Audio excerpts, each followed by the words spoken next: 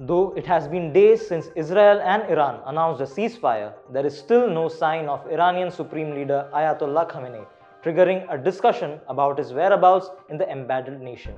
The Supreme Leader, who is said to be hiding in a bunker to escape from Israeli missiles that took out several of his aides and advisors, has not been seen publicly or heard from in nearly a week.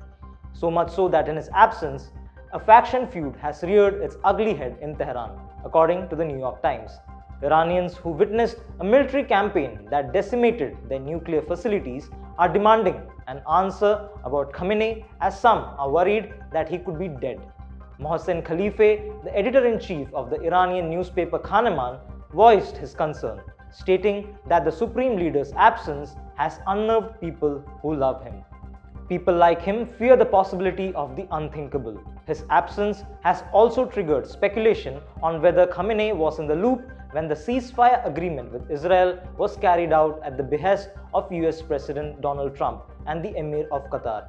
Senior military commanders and government officials have not yet given a clear reply as to whether Khamenei was consulted, the report added. Political analyst Hamzeh Safi, son of IRCG Commander General Yahya Safi, told the NYT that Iran's security officials are protecting Khamenei as they believe Israel might still try to assassinate him even during a ceasefire.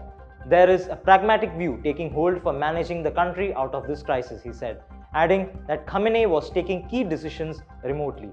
Safi said that the leadership has empowered other leaders like President Masoud Pezeshkian, whose faction is now emerging stronger. The New York Times also quoted 4 senior Iranian officials who said that politicians and military commanders were forming alliances and vying for power in Khamenei's absence. Pezeshkian's faction, which has the upper hand now, is pushing for moderation and diplomacy and is willing to engage in negotiations with the United States. He even attended a cabinet meeting on Wednesday where he stressed how it was time to change how the country was managed. A rival faction led by hardliner politician Saeed Jalili is, however, not in favor of engaging anymore with the United States. Jalili has publicly criticized the President and Foreign Minister Abbas Araghchi for the ceasefire, the NYT report added. Earlier, there were reports that a group of high-ranking officials in Iran were reportedly plotting to take over the country by sidelining Khamenei.